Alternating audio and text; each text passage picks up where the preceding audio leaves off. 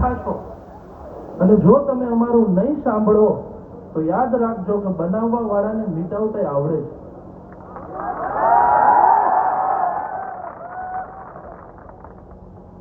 બાપનો બાપ થવાની કોશિશ બિલકુલ ન કરવી જોઈએ. અમે એ પણ કહીએ છીએ કે જે સંતો ચાંદીના સિંહાસન ઉપર બેઠા છો અને હજી સુધી તમારા મોઢામાંથી આ ખેડૂતો માટેની દર્દ કે ભાવના બહાર નથી આવી, એ બિલકુલ ભૂલતા નહીં કે તમારું એક ચાંદીનું સિંહાસન અમારા ખેડૂતોના દાનથી બન્યું છે. બાકી તમે દેશના લાયક નથી. તમે દિવસમાં 3 વખત ઠાકોરજીને જે થાળ ધરો છો એ અમારી ખેડૂત માતાએ તડકે રહીને વાઢેલા ઘઉંનો પ્રસાદ છે. અને જો આજે એ ઠાકોર ત્યાંથી ઉતરીને અહીંયા ન આવે તો અમને એ ઠાકોરની બિલકુલ જરૂર નથી. કારણ કે ધર્મ એ જ છે જે તમારું રક્ષણ કરે અને સંવર્ધન કરે, એ નહીં કે જે તમારો વિનાશ કરે અને દર્દ આપે. આપણે બધા ભગવાનને શા માટે પૂજીએ છીએ? એટલા માટે કે આપણાથી દુઃખ દર્દ એ દૂર કરે, આપને શાંતિ આપે, બ્રહ્મની શાંતિ આપે, આનંદ આપે. એટલા માટે આપણે ભગવાનને પૂજીએ છીએ.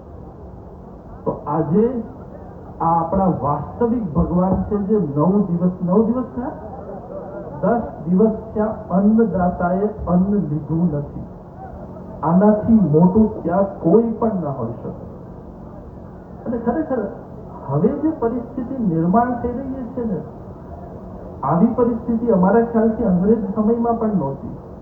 જુઓ ને, આપણે ગૌ માતા, રાષ્ટ્રમાતા માટે પણ આટલા બધા આંદોલન કરવા પડે, છતાં પણ આ લોકોની આંખ જાગતી જ નથી. દુર્ભાગ્યની વાત તો એ છે કે આપણા મુખ્યમંત્રી પટેલ છે.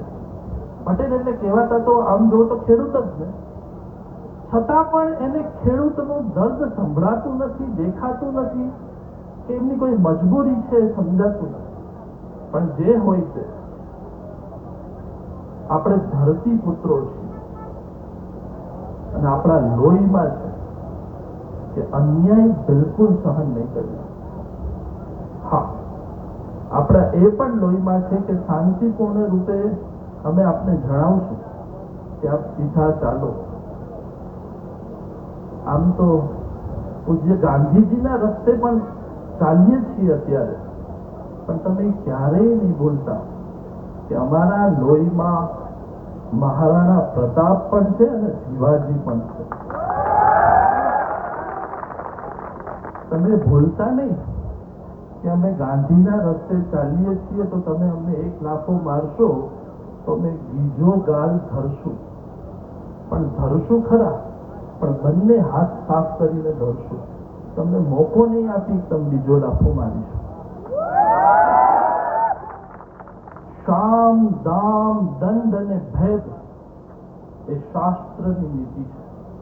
આપણું શાસ્ત્ર શીખવે છે કે અન્યાય સામે જો તમે દ્રષ્ટિ નહીં કરો તો તમે પાપી છો. જ્યાં ખોટું થાય છે ત્યાં તમે અવાજ નહીં ઉપાડો તો તમે મહાપાપી છો. અને આપણે મહાપાપી નથી બનવું.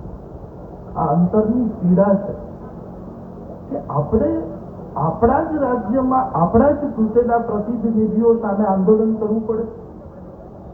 આમ જુઓ, રાજકીય દ્રષ્ટિએ જુઓ તો આ તો એમના માટે કેટલો સારો મોકો કહેવાય કે તમને રાજી કરી દે, આપણી માંગો પૂરી કરી દે તો આપણે જીવે ત્યાં સુધી એને જીતાડીએ. ન જીતાડીએ પણ તમે ન કર્યું એટલે યાદ કરજો કે નારાયણ કંઈક મોટું કરાવવા માંગે છે અને એની ક્રાંતિ જેતપુરથી શરૂ થઈ ગઈ.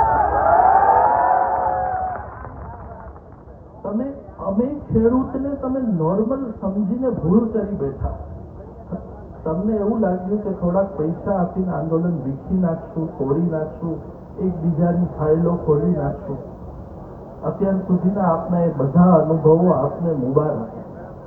પણ દરરોજ દોસ્તી જીતવાર ન દે, ક્યારેક મંગળવાર પણ થઈ ગયું. અને એ મંગળવાર એટલે આજે